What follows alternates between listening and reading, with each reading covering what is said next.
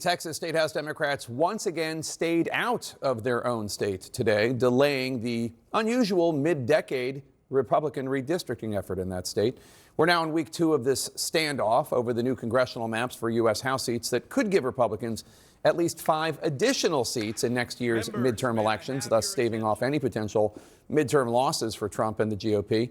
Texas Republican Governor Greg Abbott today said that law enforcement officers are scouring the state of Texas to try and arrest any state house Democrats who are avoiding their business in Austin.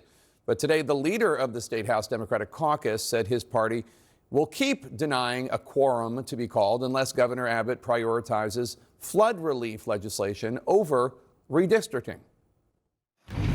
If Governor Abbott says we will take care of the people of the state of Texas first, if he makes that commitment today, we'll be back. Texas Governor Greg Abbott joins us now. So, Governor, 4 items related to flood relief are on the agenda. When you call the next special session, would you consider removing redistricting from the agenda in order to pass this very, very starkly needed relief for Texans? So a couple of things. One is the first 4 items on the agenda right now deal with flood relief. Second is during the regular session, there are about 200 pieces of legislation that get passed every single month. I'm asking for only 18 items to be passed during this 30-day special session. They know full well that they have every capability of addressing all these pieces of legislation. And what these Democrats have done, they have turned their back on the people of the state of Texas. For one, it is gutless for Democrats to cut and run. That's anti-Texan. Ever since the time of the Alamo, Texans have stood and fought their ground. Here, Democrats are fleeing like a bunch of chickens. Second, they can address both the redistricting map as well as all these other issues that are so important to their fellow Texans. Know this, and that is average Texans who are watching this show, they have to show up to work. If they don't show up to work, they could get fired. These Democrats think they are above that. These Democrats think, well, they can take the day off, they can take the month off, they can jet set across the country, ignoring their duty. By the Constitution, they are required to meet and consider and act on every bill that becomes before them. They're failing to fulfill their constitutional duty. Yeah, they are, just to explain for our viewers who are not Texans, as the minority party with a very small minority, they argue that their only way to stop this redistricting effort is to deny Republicans in the State House a quorum. So that's why they're doing what they're doing, just to provide their explanation.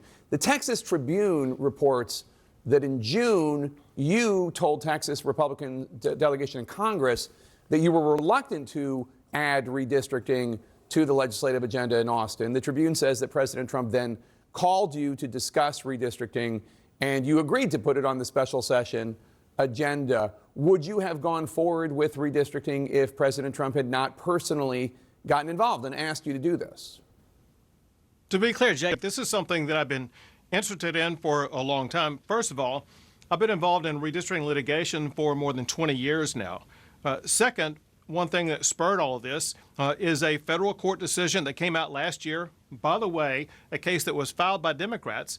The federal court decision that came out last year said that Texas is no longer required to have coalition districts. And as a result, we had drawn maps with coalition districts in it. Now we wanted to remove those coalition districts and draw them in ways that, in fact, turned out to provide more seats for Hispanics. For example, 4 of the districts are predominantly Hispanic. It just coincides it's going to be Hispanic Republicans elected to those seats. One thing that's happened in the state of Texas is the Hispanic community, a lot of it, have decided they're no longer with the Democrats who believe in open border policies, who believe in going against our law enforcement, who believe that men should play in women's sports. And they instead align with the Republicans. What we want to do is to draw districts that give those Hispanics and African Americans in the state of Texas the ability to elect their candidate of choice.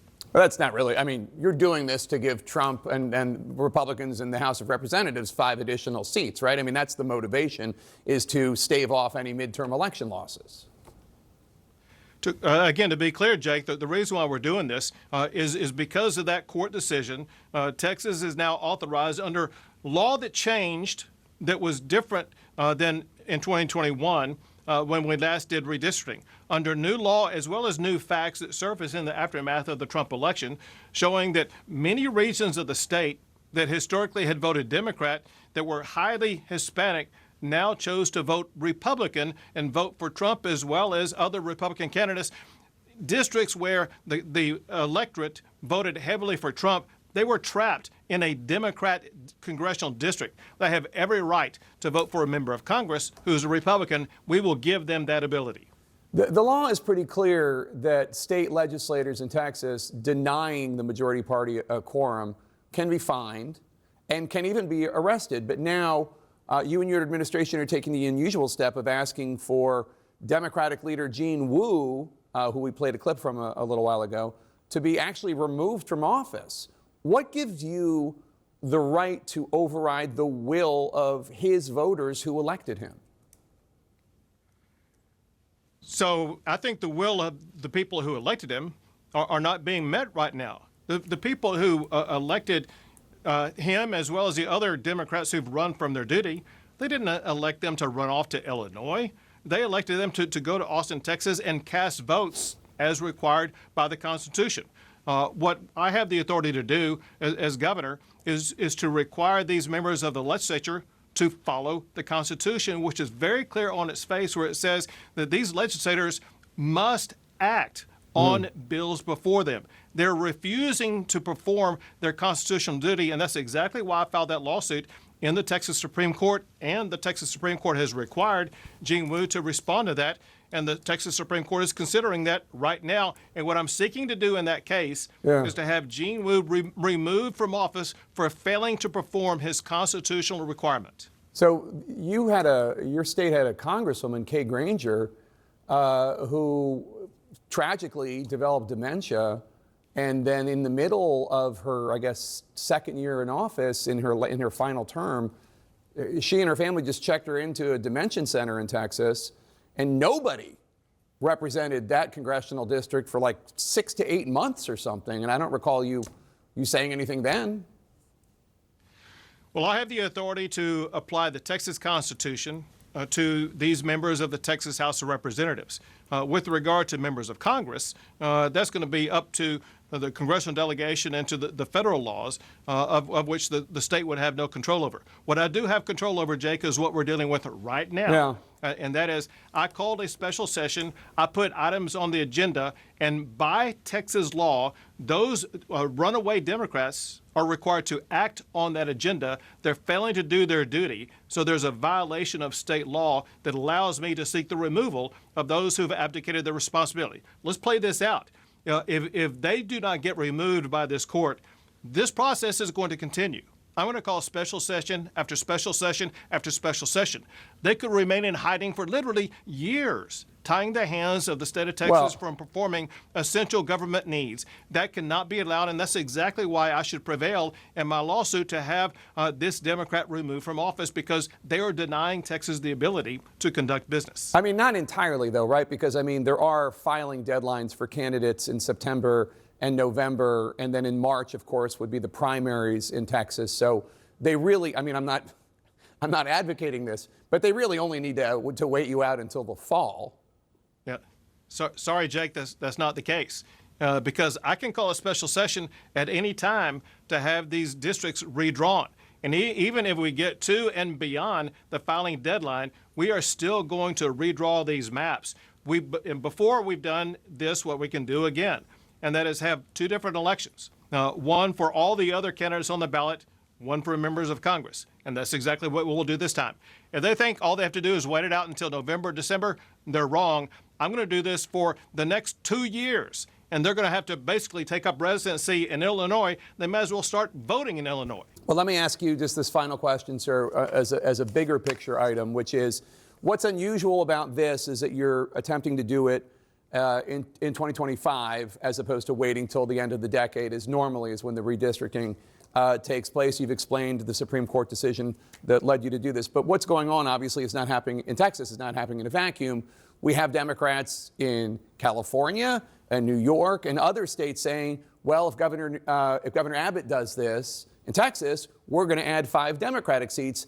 Are you not worried at all about a redistricting, gerrymandering arms race going on? And theoretically, is it not just better for voters to be picking their politicians instead of politicians to be picking their voters through gerrymandering? Well, to be clear, listen, all those big blue states, they've already gerrymandered. Look at the map of Illinois.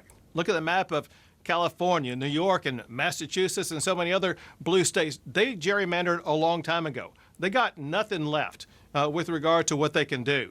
And know this, if California tries to gerrymander 5 more districts, listen, Texas has the ability to eliminate 10 Democrats in our state. We can play that game more than they can because they have fewer Republican districts in their states. Texas Governor Greg Abbott, don't be a stranger. Thanks for popping by. Really appreciate it.